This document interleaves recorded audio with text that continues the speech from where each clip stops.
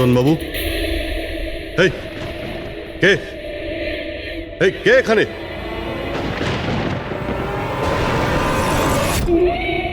এটা কি?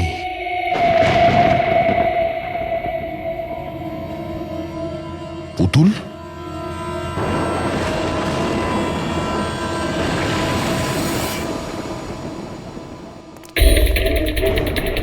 অভিজিৎ, স্যার, আমরা দেরি করে ফেলেছি।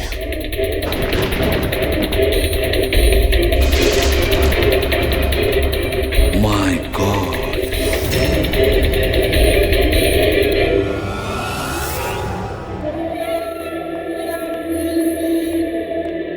এই নিন। আস্তে আস্তে আস্তে।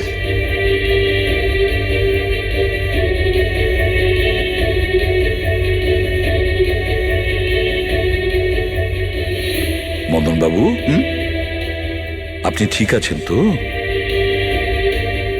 কেন, কি হয়েছে আপনার?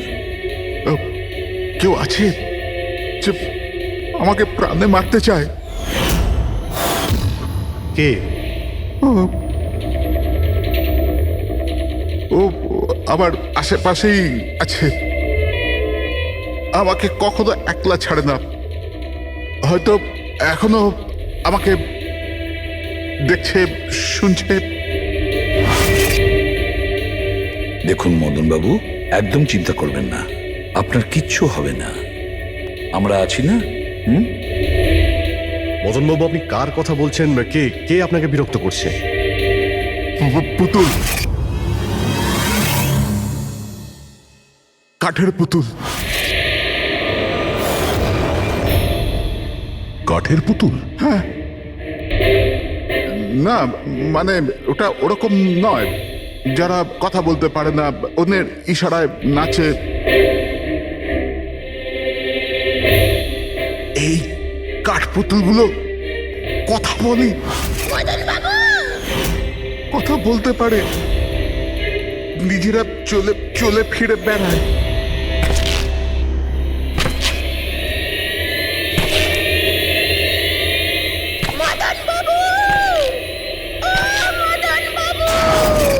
কথা বলা কাঠের পুতুল? হ্যাঁ, আমি জানতাম আপনাদের আমার কথা বিশ্বাস হবে না, কিন্তু কথাটাই এরকম যে কেউই করবে না।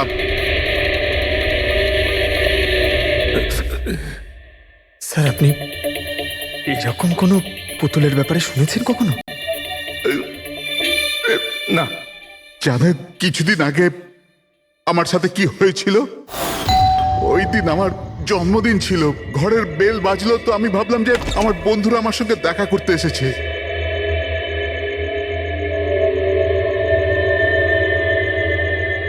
এত রাত্রে কে বেল বাজালো? অদ্ভুত তো। মদন বাবু,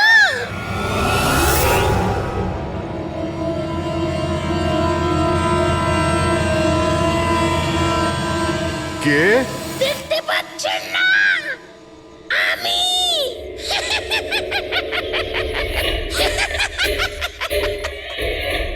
আরে আমি, এত অবাক হওয়ার প্রয়োজন নেই। জানেন কি এখানে আমি কেন এসেছি? কেন? তোমার প্রাণ নিতে। কি?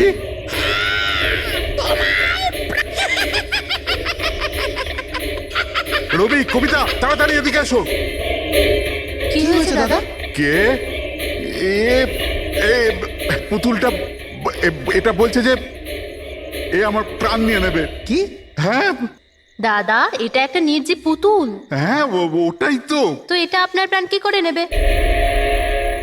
দাদা, তুমি আমাদের সাথে মজা করছো? হ্যাঁ, না, তোমরা কি বলছো? রবি, আমি এরকম অদ্ভুত মজা কেন করব, তাও আজকের দিনে? আরে আমি নিজে শুনেছি যে ও বললো যে ও মেরে ফেলবে এক আমাকে। মিনিট, আমি দেখছি। কি? আস্তে আস্তে রবি। শান্ত হন।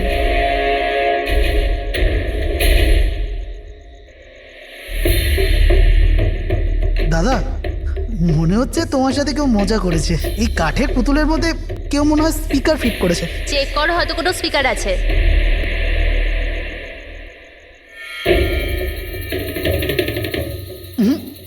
না, এখানে তো কিছু নেই।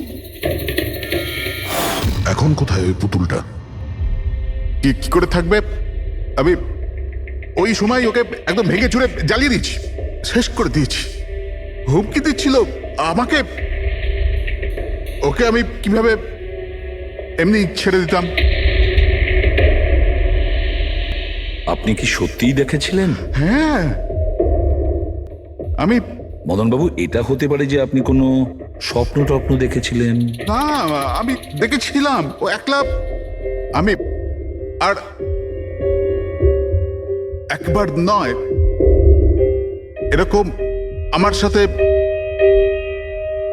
বেশ কিছুদিন পর। আমার মনে হয় মদন বাবুকে মারার সব থেকে ভালো উপায় এই যে ওনার বুকে ছুরি ঢুকিয়ে দিয়ে। এতে তো পুরো মেঝে রক্তে খারাপ হয়ে যাবে। সবচেয়ে বেস্ট উপায় হলো মদনবাবুকে বিষ দেওয়া হোক। একটা কাজ করা যাক, কেননা ওনার গলায় টিপে দেওয়া যাক। তো আপনি বলে দিন মদনবাবু, আপনি কিভাবে আপনার মৃত্যু হওয়া পছন্দ করেন? মদন বাবু, কোথায় যাচ্ছেন?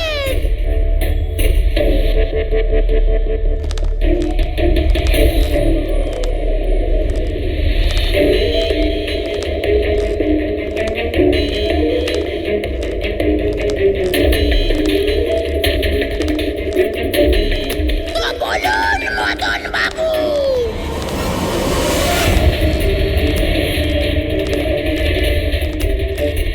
কিভাবে আপনি মরতে চান? বলুন মদন বাবু।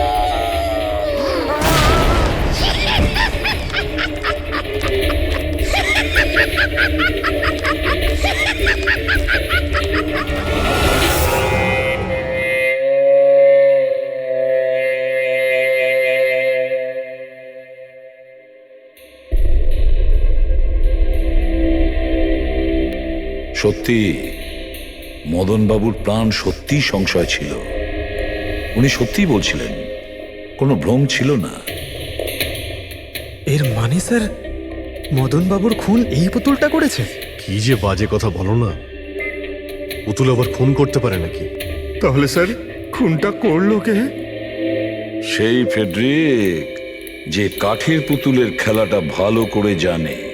যখন আমরা এখানে এসেছিলাম তখন এই পুতুলটার হাতে এই ছুরি ছিল। সমস্ত প্রমাণ তো এর দিকেই আঙুল তুলছে। তাহলে খুন এই করেছে। দাদা, দাদা, প্লিজ প্লিজ দাদা। স্যার, এই পুতুলটা খুন করেনি। এক মিনিট, আপনারা কে? স্যার, আমি কবিতা, ওনার স্ত্রী। আর ইনি মদন দা, ওনার বড় ভাই। উনি হলো রবি। তাহলে আপনারা এতক্ষণ কোথায় ছিলেন, কি করছিলেন? স্যার, আজ আমাদের ম্যারেজ অ্যানিভার্সারি, সেজন্য আমরা বাইরে ডিনার করতে গেছিলাম। আমরা মদন দাকেও বলেছিলাম সাথে যেতে, কিন্তু উনি বারণ করে দিলেন। আর এইসব। আপনি বলছেন যে মদনবাবুর খুন এই পুতুল করেনি? হ্যাঁ স্যার, এই পুতুলটা খুন করেনি। আপনি কি জানেন খুনিকে? আমার পুরো বিশ্বাস ওনার খুন সাদুল করেছে। উনি উনি ওনার উপর বদলা নিতে চেয়েছিলেন। আচ্ছা, যার কথা বলছেন সে কে? কিসের প্রতিশোধ নিতে চাইছে? সাদুল একজন ভেন্টাকলিস্টার ভয়েস ওভার আর্টিস্ট ছিল। মদনদা আর রবির বড়দা অঙ্কুশদার ছোটবেলার বন্ধু। অঙ্কুশদার ছোটবেলা থেকেই সাদুলকে খুব ভালোবাসতো। যখন উনি দেখলেন সাদুল জীবনে কত ঠোকর খাচ্ছেন, তো 5 বছর আগে উনি নিজের বাড়িটা সাদুলকে দিয়ে দিলেন, যাতে উনি ওনার থিয়েটার গ্রুপ চালাতে পারেন। যদি ওরা কোনোদিন অঙ্কুশদাকে ভাড়ার টাকা দিতে পারেনি, কিন্তু অঙ্কুশদার এই নিয়ে কোনোদিনই কোনো দুশ্চিন্তা হয়নি, কারণ উনি জানতেন যে এই কলাতে অত পয়সা পাওয়া যায় না। সাদুল আর ওনার স্টুডেন্টরা অঙ্কুশদার বাড়ি থেকেই নিজেদের ভেন্ট্রালোকুইজমের প্র্যাকটিস করত। পুতুল দিয়ে কথা বলানো এই শিল্পের ঘন্টার পর ঘন্টা বসে রিহার্সাল করতো। তাহলে একটা কথা তোমরা ভালো করে বুঝে নাও, ভেন্ট্রিলোকিজম এই শিল্পটা সহজ নয়, কিন্তু এটা আবার এতটাও মুশকিল নয়। এই শিল্পটা করার যে পদ্ধতি, এটার নামেই লুকিয়ে আছে। ভেন্ট্রিলোকিজম একটা ল্যাটিন শব্দ, যাতে ভেন্টারের মানে হচ্ছে পেট আর লোকি মানে হচ্ছে বলো। তাহলে ভেন্ট্রিলোকিজমের অর্থ পেট দিয়ে বলো। যেমন, হ্যালো বরুণ, কেমন আছো? তারপর একদিন অঙ্কুশদা মারা গেলেন, আর সব কিছু বদলে গেল। কারা? আরে আরে আরে আপনারা কি করছেন? আরে কি হলো? আপনারা কে? কি হয়েছে? কি করছেন? কি করছেন? এরকম করছেন কেন আপনারা? আপনারা কারা? কি হয়েছে? কি অসভ্যতা? আরে আপনারা চাইছেনটা কি? আরে রবি, বলবান, কি হচ্ছে এখানে? কি হচ্ছে? এই যে এতদিন ধরে তোমরা বিনা পয়সার ফুটুনি মারছিলে না, আজ থেকে বন্ধ হয়ে গেল। আমি এখানে কোনো ধর্মশালা খুলে রাখিনি। কিন্তু বলবন্ত, অঙ্কুশ তো বলেছিল যে কে অঙ্কুশ? যে মরে গেছে, যে আর বেঁচে নেই, পৃথিবীতেই আর নেই।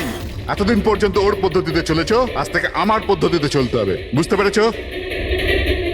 চলো, জায়গা ফাঁকা করো। রবি, বোঝাও তোমার দাদাকে। ও কি বোঝাবে আমাকে? আমি বুঝতে পারি তো সবকিছু। আর যদি এখানে থাকতেই হয় তো ভাড়া দিতে হবে। ভাড়া? হ্যাঁ, ভাড়া। কত ভাড়া দিতে হবে আমাদের? 4 লাখ। 4 লাখ? 4 লাখ টাকা তো আমাদের কাছে নেই। নেই যখন তখন খালি করো, না হলে আমি পুলিশকে ডেকে তোমাদের সবাইকে জেলে পাঠিয়ে দেবো। আর ওখানে থাকবার জন্য কোনো ভাড়াও দিতে হবে না। বলবন্ত, আমাদের কিছুটা সময় দাও, তাড়াতাড়ি আমরা কোথায় যাব? সময় টময় কিছু পাওয়া যাবে না। অনেক দেখেছি, অনেক হয়েছে তোমাদের তামাশা। চলো স্যার চলো। এরকম করবেন না প্লিজ স্যার, প্লিজ স্যার এরকম করবেন না আর স্যার, 1 please। মিনিট, যতদিন না তোমরা আজ পর্যন্ত ওর ভাড়া দিচ্ছ, এই যে তোমাদের জিনিসপত্র পড়ে আছে না, আর এগুলো কি, এই কাঠপুতুলগুলো, এগুলো সব আমার কাছে থাকবে। কিন্তু তুমি এই সমস্ত জিনিস নিয়ে নিলে আমরা ভাড়া কি করে দেব? ওসব আমি জানি না। স্যার এরকম করবেন না স্যার, আমরা আপনার সব টাকা মিটিয়ে দেবো স্যার, প্লিজ। স্যার, আপনার এগুলোকে নিষ্প্রাণ কাঠের পুতুল মনে হয়, কিন্তু আমাদের কাছে এগুলো প্রাণের সমান। ও ভাই ট্র্যাজেডি কিং, তোমার এই যে সব মেলোড্রামা আছে না, এগুলো আমার দাদা অঙ্কুশের সাথেই চলতো, আমার সাথে নয়। আর এই যে কি এ 4 লাখ টাকা রোজগার করে দেবে এই কাঠপুতুলগুলো। আরে 4 লাখ কি, 4,400 টাকাও রোজগার করে দিতে পারবেন এই কাঠপুতুলগুলো। জানো কেন? কারণ এই শিল্প শেষ হয়ে গেছে, জিরো। এই যে তোমাদের গুরু আছে না সাদুল, ওরই মতো কোনো কাজের নয়, লুজার, একজন লুজারও, বুঝলে? বেরো বেরো। এই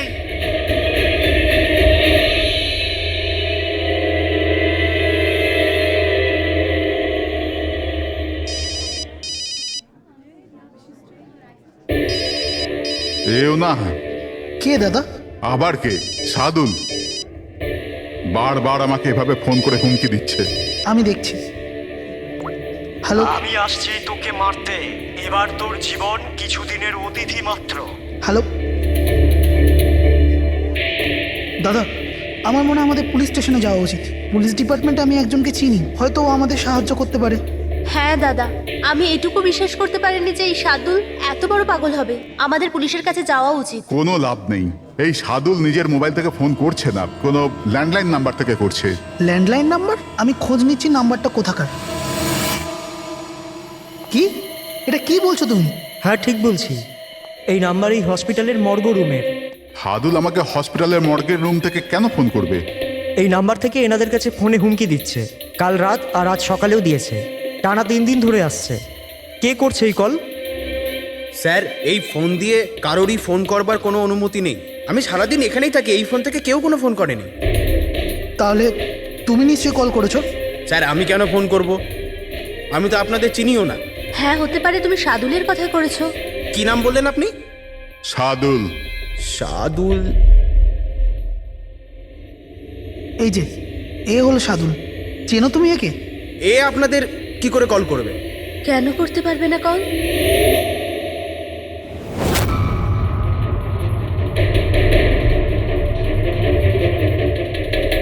এ কিভাবে হয়ে গেল?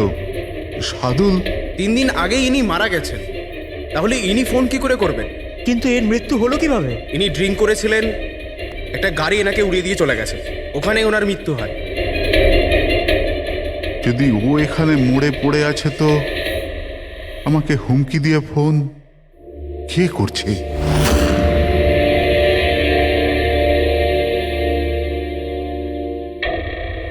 স্যার, হ্যাঁ, পুলিশের রেকর্ড অনুযায়ী তো এই সবকটা কল মর্গের ল্যান্ডলাইন থেকে এসেছিল।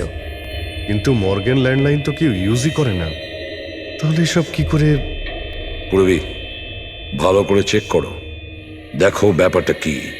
মনে হচ্ছে ব্যাপারটা গোলমেলে। স্যার, হ্যাঁ, উনি কিচ্ছু জানতে পারবেন না, আপনি এরকম কেন বলছেন? কারণ সিআইডি স্যার জীবিত লোকেদের ধরতে পারে, আত্মাদের নয়। আর আমি জানি এটা সাদুলের আত্মাই করেছে। দেখুন, এই আত্মা বলে কিছুই হয় না। আর আপনি একজন এডুকেটেড পার্সন হয়ে এইসব বলছেন? আপনিও তো পড়াশুনো জানা, আপনি বলুন না, একটা লাশ মর্গ থেকে ফোন কি করে করতে পারে? কি করে ওই মদনদার সাথে ওই পুতুলটা কথা বলতে পারে? স্যার, তাদের এটা নর্মাল মনে হচ্ছে। আপনারাও এমন কিছু ফিল করেছেন যেটা মদনবাবু করেছিলেন? হ্যাঁ স্যার। না, বাঁচাও, আমি তোমাদের ছাড়বো না।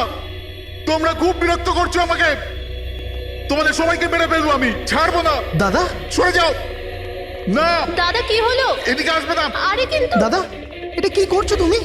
দাদা কি? কাঠপুতুল আছে এখানে, সরে থাকো। কাঠের পুতুল? আমাকে মারতে এসেছে, আমি বলেছিলাম না। দাদা এক মিনিট দাদা, এটা কি করছো তুমি? রবি, এই এই আওয়াজটা ওপর থেকে আসছে। হ্যাঁ, কিন্তু উপরে তো কিছুই নেই, পুরো তো স্টোর রুম আছে আর একটা বন্ধ ঘর আছে। Store room? হ্যাঁ, ওই স্টোর রুমের মধ্যেই তো আমি সমস্ত কাঠপুতুলগুলো একটা বড় বাক্সের মধ্যে তালা লাগিয়ে বন্ধ করে রেখেছি। কাঠের পুতুল? ওগুলো সব বাইরে চলে এসছে কিভাবে? কি?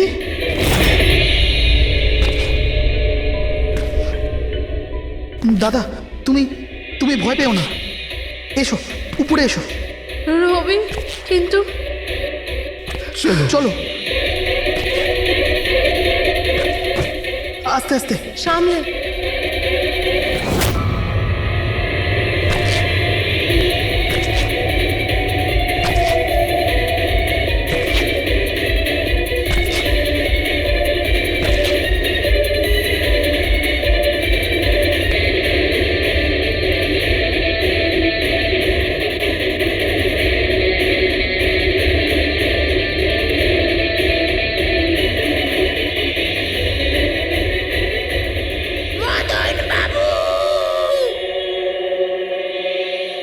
দাদা, আওয়াজ এই ঘর থেকে আসছে। হ্যাঁ, এসো।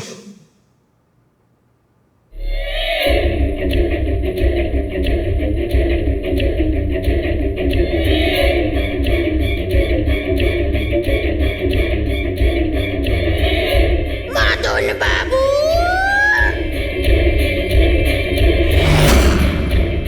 মদন বাবু, কেমন লাগলো আমার সাথে দেখা করে? ভাবলাম মারবার আগে একবার দেখা তো করে নি। আমি ভেবেছিলাম না কথা বলে। স্যার, মদন দাদা সব পুতুলগুলোকে বাক্সে বন্দি করে রেখেছিল, কিন্তু কি করে জানি না এই পুতুলগুলো কোথা কোথা থেকে বেরিয়ে আসছিল। আমরা ওই বাক্সটাও দেখতে চাই, ওই রুমটাও যেখানে ওই তোমরা কাঠের পুতুলটা দেখেছিলে, সেটা কোথায়? স্যার, দুটো ঘরই উপরে স্যার। চলো দেখাও। আসুন স্যার।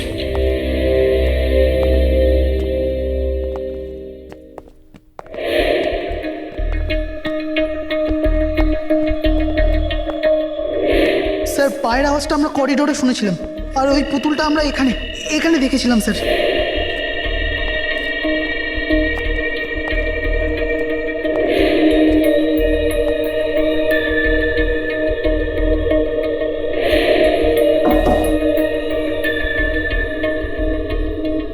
আচ্ছা, এটা বলুন যে এই রুমটা এত ফাঁকা কেন? স্যার, আমি ভেবেছিলাম কি এখানে ট্রেডমিল আর বাইসাইকেল রাখবো, একটু এক্সারসাইজ করব, কিন্তু সময় পাইনি।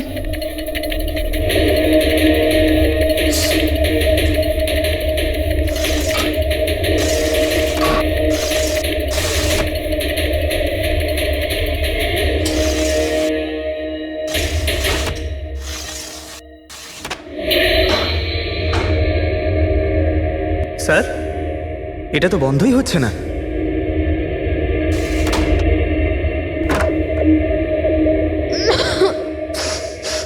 আসুন স্যার। স্যার এই ওই পেটিগুলো যেখানে পুতুলগুলো বন্ধ করা আছে।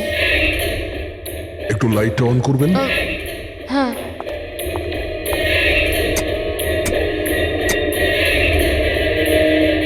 স্যার এই ঘরটা অনেক দিন ধরে বন্ধ আছে, তো মনে হয় বাল্বটা খারাপ হয়ে গেছে।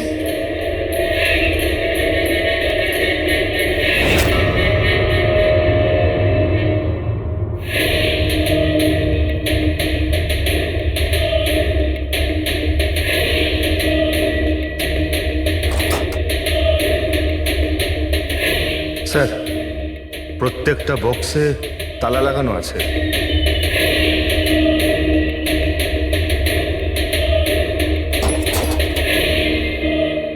কিন্তু এই তালাটা শক্তপোক্ত নয়, যে কেউ একে খুব সহজেই খুলতে পারে।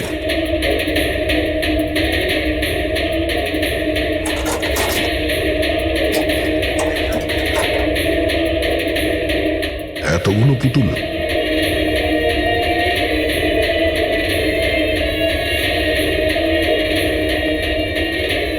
দেখি একটু এতে কোনো মেকানিজম করা নেই তো?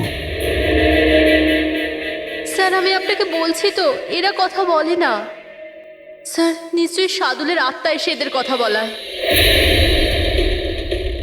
ভেতরে কোনো মেকানিজম কিন্তু কোনো স্পিকার তো নেই যার থেকে আওয়াজ আসবে। স্যার উনি কিন্তু ঠিক কথাই বলছেন, না তো কোনো মেকানিজম আছে না কোনো স্পিকার। কিন্তু তাহলে এই পুতুলগুলো কথা বলে কি করে?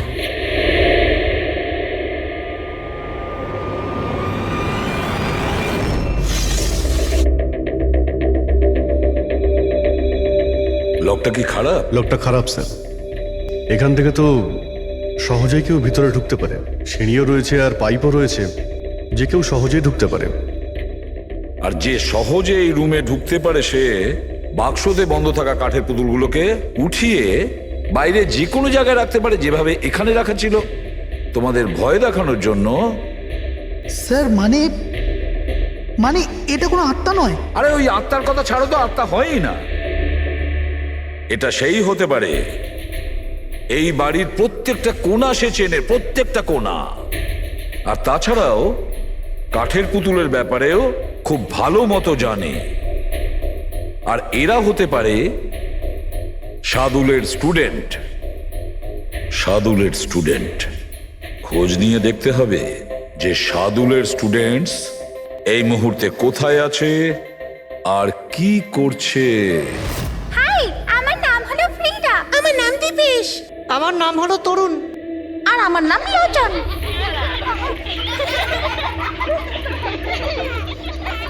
আজ আমি তোমাদের একটা দারুণ গল্প শোনাতে চলেছি।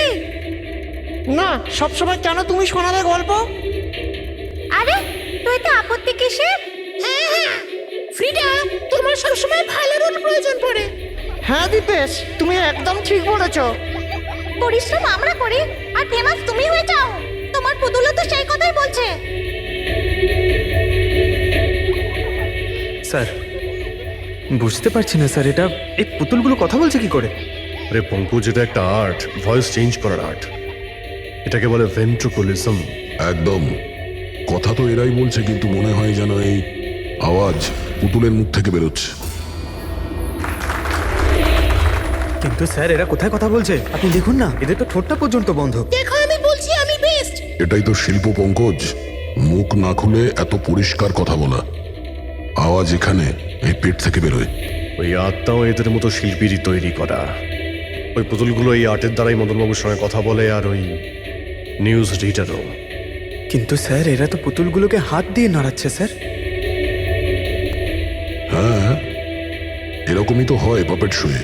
কিন্তু মদন বাবু ওই পুতুলটা দেখেছিল স্যার, ওটাতে কেউ হাত দিয়ে নাড়াচ্ছিল না, আর না কথা বলছিল এভাবে। হ্যাঁ ঠিক আছে, হতে পারে কোনো মেকানিজম ফিট করেছিল ওই পুতুলে, যেটা কোনো রিমোট কন্ট্রোল দিয়ে অপারেট করা হতো। স্যার কিন্তু রবি বলছিল যে ওর ভেতর কিচ্ছু নেই, কিচ্ছু নেই। সাউন্ড মেকানিজম ছিল না, কিন্তু ওর মাথার ভেতরে কোনো মেকানিজম ছিল যার কারণে ওর মাথা আর মুখটা নড়তো, যেটা হতে পারে রবি দেখেনি। এইরকম পুতুল তৈরি করা শার্দুল বা ওর কোনো স্টুডেন্টেরই কাজ হতে পারে। যে মদনবাবুর বাড়ির কোনা কোনা চেনে, এরা জানতে পারে ওই জালনার ব্যাপারে যা লকটা ভাঙা ছিল। বাড়িতে ঢুকে প্রত্যেক জায়গায় পুতুল বসানো আর ওদের দিয়ে কথা বলা তো এদের বাঁ হাতের কাজ। কিন্তু স্যার, মর্গ থেকে এরা কল কি করে করলো? স্যার হ্যাঁ, স্যার স্যার জানতে পেরে গেছি যে মর্গ রুমের ফোনগুলো কিভাবে আসছে। কিভাবে? স্যার এর জন্য স্কুফিং সফটওয়্যার ব্যবহার করা হয়েছে। স্কুফিং সফটওয়্যার? সেটা আবার কি? স্যার এক্ষুনি বলছি।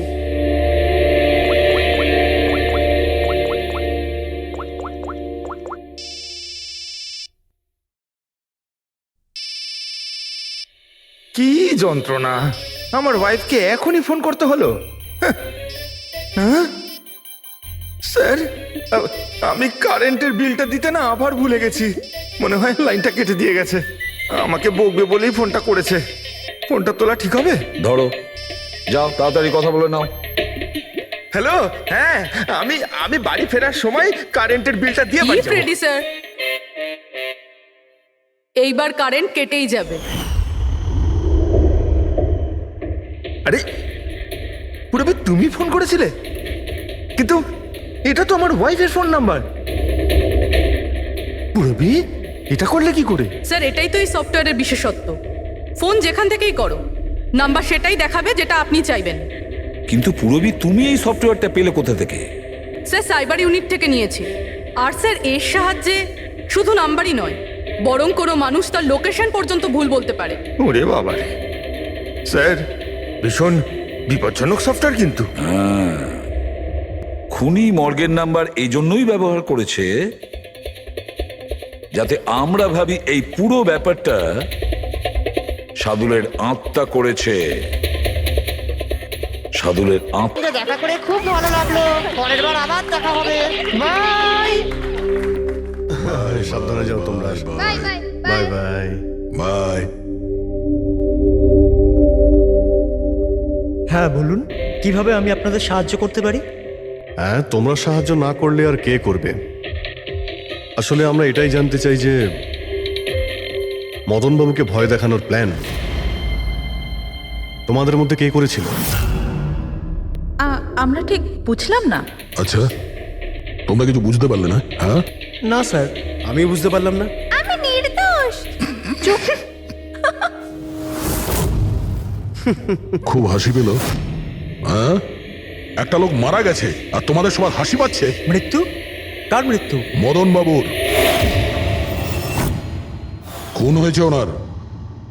সিআইডি থেকে আসছি আমরা। সিআইডি? হ্যাঁ, সিআইডি। আর আমাদের সন্দেহের তালিকায় তোমরা সবাই আছো।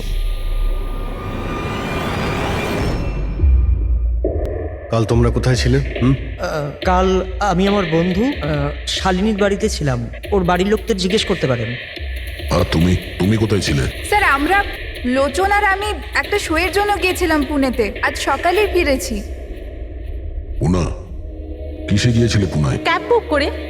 আমার কাছে ইনফরমেশন আছে, আপনি চাইলে দেখতে পারেন। এই দেখুন।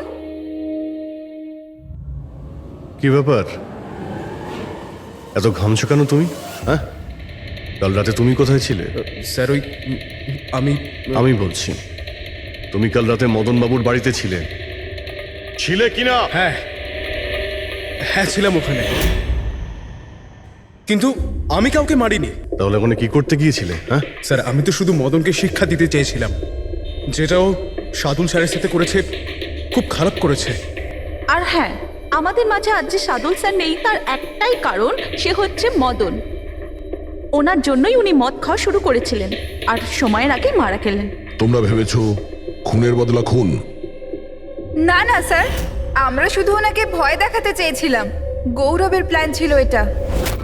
হ্যাঁ স্যার, গৌরবই কালকে রাতে আমাকে ফোন করে ডাকে ওই 11:30 12টার আশেপাশে, কিন্তু আমি একটু লেট হয়ে যাই আর 12:30টায় গিয়ে পৌঁছাই।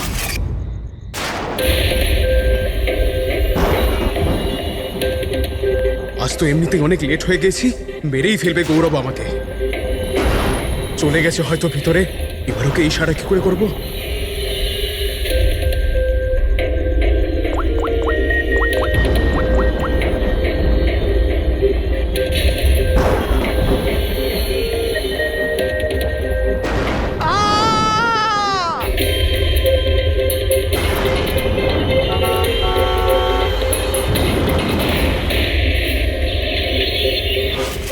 গন্ডগোল তো করেই ফেলেছ। মদনবাবুর খুন হয়ে গেছে। স্যার আমার এই খুনের সাথে কোনো রকম সম্পর্ক নেই। আর গৌরবের?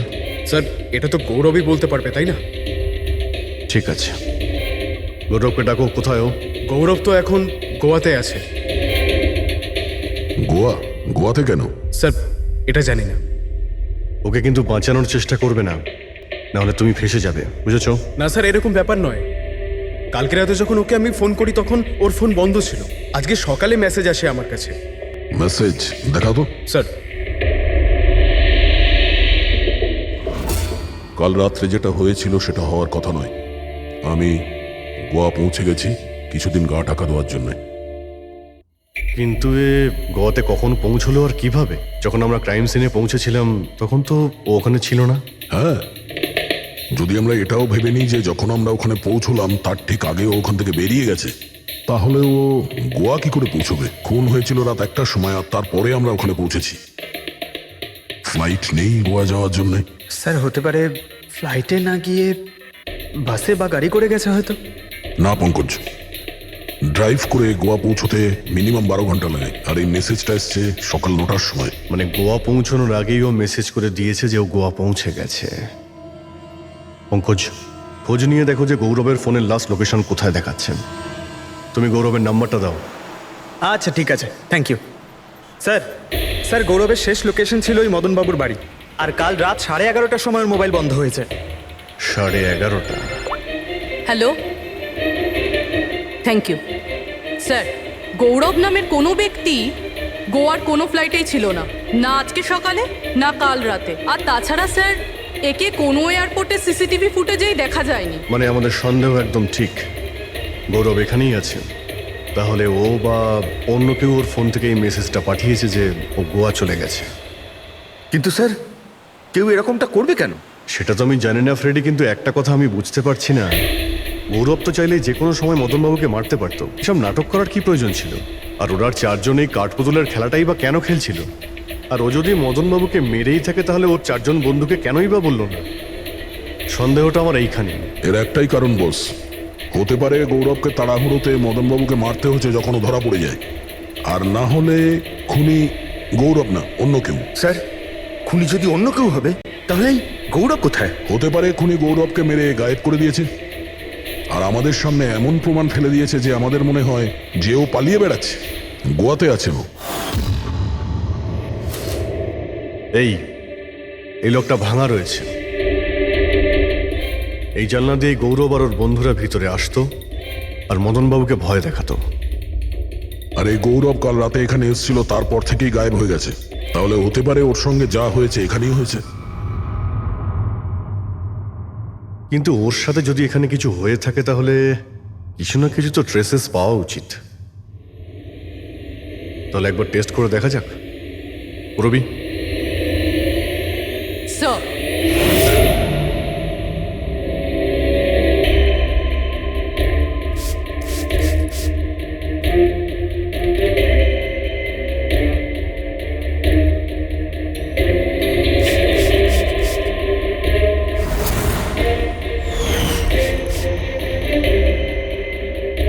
স্যার আপনার সন্দেহ ঠিক ছিল, এখানে তো রক্ত রয়েছে। ও যখন এই দরজা দিয়ে বাইরে বের হয়েছিল তখনই ওর উপরে কেউ আক্রমণ করে। স্যার এদিকে তো কোনো চিহ্নই নেই। ওদিকটা দেখো। এই যে স্যার, ওখানেও দেখো।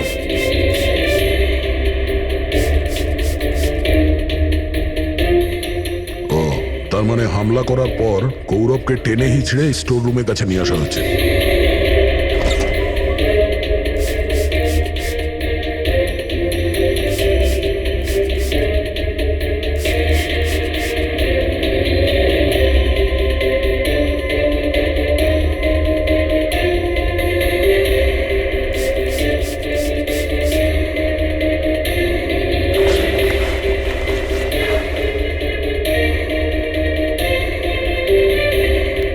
রক্তের দাগ তো এতটা অবধি রয়েছে, তার মানে গৌরবকে এখানেই। আর আমরা এখানে এলাম কিন্তু আমরা জানতেই পারলাম না। আর তারপরও গায়েব হয়ে যায়।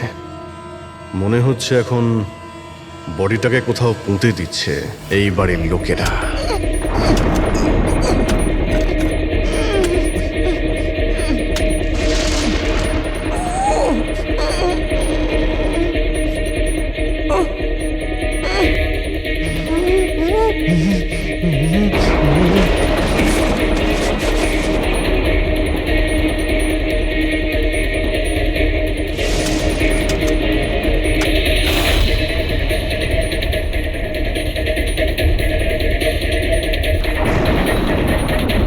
সিআইডি?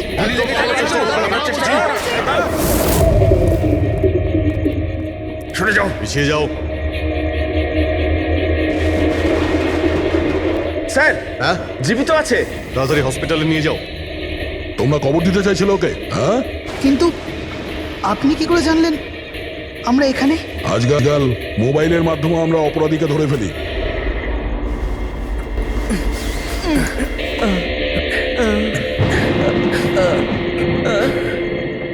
চলো তাড়াতাড়ি নিয়ে যাও ওকে। চলে এসো।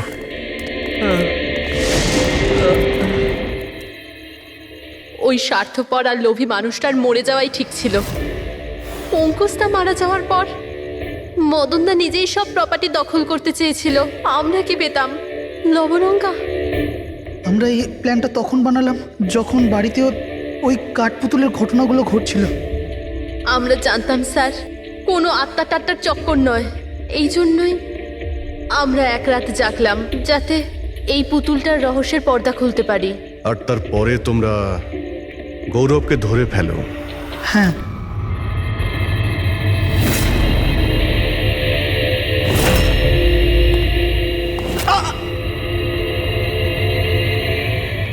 গৌরবের থেকে সব সত্যিটা জানার পর আমরা ভাবলাম যে ওর ওই কাঠপুতুলের খেলার সুযোগ নিয়ে আমরা মদন দাদাকে মারতে পারি। আর সেই কারণে গৌরবের ওপর হামলা করে ওকে বাক্সে ঢুকিয়ে দিয়েছো, আর তারপর মদনবাবুকে খুন করে আমাদের বোকা বানাতে চেষ্টা করেছো। আর এটা দেখাতে চেয়েছিলে যে খুন পুতুল করেছে। হ্যাঁ, আমরা জানতাম যে সিআইডি কখনোই আত্মাদের গল্প আর পুতুলদের খেলার উপর বিশ্বাস করবে না। আর আপনারা সোজা সন্দেহ করবেন সাধুলের স্টুডেন্টদের, বিশেষ করে গৌরবের ওপর। আর আমাদের মিসলিড করার জন্য গোয়ার ওই মেসেজ পাঠিয়ে দিলে। হ্যাঁ, আমরা ভেবেছিলাম যে আপনারা সারা জীবন ধরে গৌরবকে এখানে ওখানে খুঁজতে থাকবেন আর আমরা ওকে মেরে এখানে পুঁতে দেবো। টাকার জন্য তোমরা নিজের দাদাকে মেরে ফেলেছো। কি করবে এই টাকা নিয়ে? আর না এখন এই টাকা তোমাদের জেলে যাওয়ার থেকে বাঁচাতে পারবে, আর না ফাঁসির দড়ি থেকে।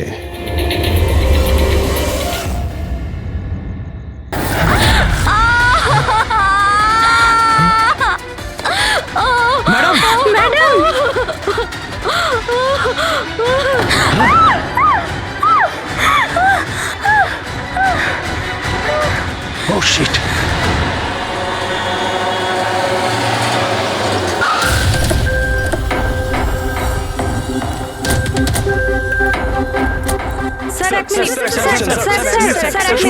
স্যার, জানা যাচ্ছে কোনো দুর্ঘটনা ঘটে গেছে। আপনি বলতে পারবেন এই বাড়িতে ঠিক কি হয়েছে? স্যার, এই কেসটা তো সিবিআই এর কাছে ছিল, তাহলে কি সিআইডি কে হ্যান্ড ওভার করে দেওয়া হলো? দেখুন, এখানে একটা মার্ডার হয়েছে বলেই আমরা এখানে এসেছি। এর থেকে বেশি কিছুই বলতে পারবো না। পরে কথা বলছি। একটু সরে যান। আসুন স্যার।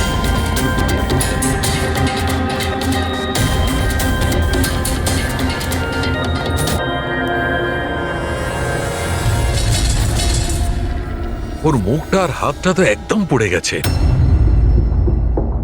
ওরার কোনো চিহ্ন তো এই রুমে আর দেখতেই পাচ্ছি না। দেখে তো মনে হচ্ছে যে অ্যাসিড অ্যাটাক হয়েছে। হ্যাঁ দয়া, অ্যাসিড অ্যাটাক কি হয়েছে? কিন্তু স্যার, কোথাও তো পড়তো জামা কাপড়ে বা নিচে কোনো অ্যাসিডের চিহ্নই তো নেই। সেটা তো ঠিক। স্যার, স্যার ইনি বাথরুম পড়ে আছেন, মানে স্নান করে বেরিয়েছেন, আর স্নান করার পর উনি এই ক্রিমটা লাগিয়েছিল। ওই ক্রিমটায় হাত দেবে না, ওই ক্রিমটাকে চেক করতে হবে।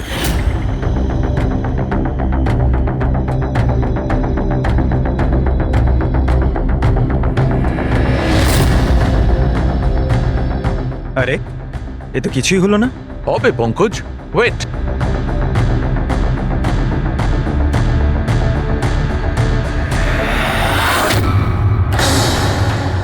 আরে স্যার, এটা তো দেখলে এটাতে এমন অ্যাসিড মেশানো হয়েছিল যেটা সঙ্গে সঙ্গে কাজ করে না, 2-3 মিনিট বাদে কাজ শুরু করে, আর যখন কাজ শুরু করে তখন এরকম ভয়ঙ্কর ভাবে কাজ করে। স্যার তার মানে স্নান করার পর উনি এই ক্রিমটা লাগিয়েছেন আর সেটার এফেক্ট কিছুক্ষণ পরে হয়েছে। একদম ঠিক। কেউ আসলে একে মারবার জন্যে এর নিজের যে ক্রিম ছিল সেটা এই ক্রিমটার সঙ্গে বদলে দিয়েছে। এটা কি বলছেন আপনারা? কি কি ব্যাপার? আপনি মনে হচ্ছে একটু বেশি ঘাবড়ে গেছেন। হ্যাঁ, কি জানেন আপনি এদের ব্যাপারে? না স্যার, আমি কিছুই জানি না। ম্যাডাম তো এই ক্রিমটা রোজই ব্যবহার করতো। আর এটা খনি ভালো মতোই জানতো, আর এটারই সুযোগও নিয়েছে। যেই হোক না কেন আয়েশাকে খুব কাছ থেকে চিনতো। আচ্ছা, ওটা আপনি নয় তো? না স্যার। দেখো আমরা জানি তুমি কিছু জানো। না ম্যাডাম, আমি কিছুই লুকাচ্ছি না। ব্যাস এই ক্রিমটা আমি লুকিয়ে লুকিয়ে কখনো কখনো ব্যবহার করতাম, আর আজও এই ক্রিমটা আমি মেখেছি। এক মিনিট, এই ক্রিমটা তুমি কখন লাগিয়েছো? স্যার, ম্যাডামের ঘরে আসার কিছুক্ষণ আগে, এই ধরুন 8টা নাগাদ। 8টার সময়? চেক করো। স্যার উড়ে যাওয়ার তো কোনো চিহ্নই নেই। হবে না, পোড়ার দাগ এই জন্য হবে না কারণ উনি যখন ক্রিমটা লাগিয়েছিলেন ওতে অ্যাসিড ছিল না, মানে ওই ক্রিমটা অরিজিনাল ছিল। তার মানে খনি ক্রিম 8টা থেকে 9টার মধ্যেই বদলে দিয়েছিল। কিন্তু কিভাবে? এখানে এত সিকিউরিটি ছিল। মনে হয় আগে থেকেই কেউ রুমে ছিল। এটা কি করে হতে পারে স্যার? কারণ ম্যাডাম এখানে আসার আগে আমি এই রুমটাকে ভালো করে চেক করেছিলাম, এখানে কেউ ছিল না। আর তাছাড়া ম্যাডামের চিৎকার শুনেই আমরা দৌড়ে এখানে এলাম, আর দেখি দরজা ভেতর থেকে লক স্যার। হ্যাঁ স্যার, আর ভেতরে আসার জন্য আমাদের দরজা ভাঙতে হয়েছিল। ঠিক আছে, আপনারা এখন আসুন, প্রয়োজন পড়লে আবার ডেকে নিচ্ছি। Okay sir. রুমের ভিতরে কেউই আসেনি, কিন্তু রুমটা চেক করতে কনস্টেবলই এসেছিল। পুরবি একটা কাজ করো, এদের সবার ব্যাকগ্রাউন্ড চেক করো। ততক্ষণে আমরা জানার চেষ্টা করি যে ব্যাপারটা কি। এত মিডিয়া, সিবিআই এর কেস, এতগুলো সিকিউরিটি, কি কারণে? অ্যাকচুয়ালি আয়েশা খুব বড় খেলোয়াড় ছিল, লাইক এজেন্ট। যে ধরনের এজেন্ট দুটো পার্টির মধ্যে ডিল করিয়ে মাঝখান থেকে ভালো কমিশন নিয়ে সরে যায়। শুধু এটা ধরে নিন যে আয়েশাও এই ধরনেরই এজেন্ট ছিল, কিন্তু টপ লেভেলে। ওর সমস্ত ডিলগুলি লাখ আর কোটি টাকার উপরেই হতো, আর সব কটাই ছিল একেবারে বেআইনি। আমাদের কাছে এসব কিছুরই প্রমাণ ছিল, আমরা ওকে অ্যারেস্টও করেছিলাম। কিন্তু ও হঠাৎ করে রাজসাক্ষী হয়ে গেল। ও নিজের মুক্তির বিনিময়ে 3 জন বড় ব্যবসাদারের দুর্নীতির বিরুদ্ধে আমাদের হাতে সব প্রমাণগুলো দিত। আজ কোর্টে শুনানি ছিল, কিন্তু কাল রাতেই ওর মার্ডার হয়ে যায়। 3 জন বড় বিজনেসম্যান, এরা কারা? ভিকি, রাহুল, কুমার। এই 3 জনের কাছেই পয়সা আর পাওয়ার যথেষ্ট আছে, যা খুশি করতে পারে। আর যে প্রমাণগুলো আয়েশার কাছে ছিল? আয়েশার কাছে কিছু টেপ ছিল, এই 3 জন বিজনেসম্যানের বেআইনি কাজের কিছু ভিডিও ফুটেজ।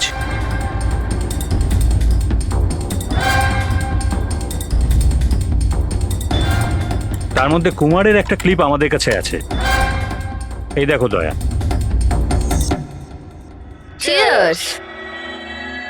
টাকাটা কবে ট্রান্সফার করছেন মিস্টার কুমার? ব্যাস, যেই আমাদের কাছে গানস পৌঁছে যাবে আপনার অ্যাকাউন্টে টাকা পৌঁছে যাবে। সেসবের চিন্তা আপনি করবেন না মিস্টার কুমার, ওনাদের কাছে অস্ত্রের তো কোনো খামতিই নেই, এমনিতেই তো পড়ে পড়ে জংই ধরছে। হ্যাঁ, তাছাড়া পাওয়ারে থাকার তো এটাই সুবিধা, তাই না? যখন যেটা মন চায় করে না। আপনি শুধু এই কনসাইনমেন্টটা সম্পূর্ণ করে দিন, আমাদের তো একসঙ্গে অনেক কাজ করতে হবে, তাই না? একদম। আর এটা তো সবে শুরু। আমি যতদিন আছি আপনাদের দুজনকে কোনো চিন্তা করার দরকার নেই। এটা একটা স্যাম্পল দয়া, এটা থেকে কিছু প্রমাণ করা যাবে না। অবশ্য প্রমাণ হিসেবে আয়েশার কাছে দেওয়ার মতো অনেক কিছুই ছিল, কিন্তু ও আমাদের কিছুই দেয়নি। ও চেয়েছিল যে এই সমস্ত প্রমাণগুলো ও কোর্টের হাতে নিজেই দেবে। নিজের নিরাপত্তার বদলে ও আমাদের সামনে এই শর্ত রেখেছিল। বাকি টেপগুলো ছাড়া এই টেপ আমাদের কোনো কাজেই আসবে না। এই টেপ আপনার কাজের না হতে পারে, কিন্তু আমাদের কাজে লাগতে পারে। এই 3 জনকে ব্যুরোতে ডাকার জন্য যথেষ্ট।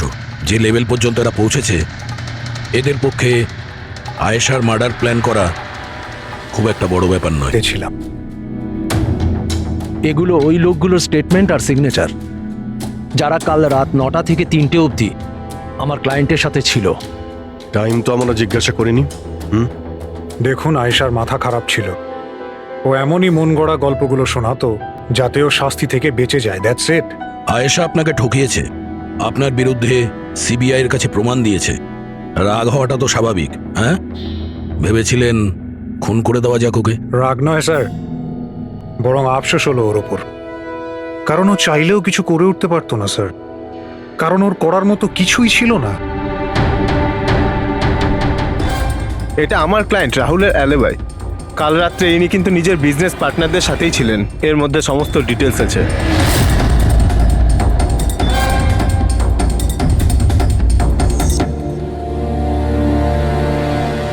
আমার মনে হয় না যে আপনাদের কিছু জানার আছে বলে।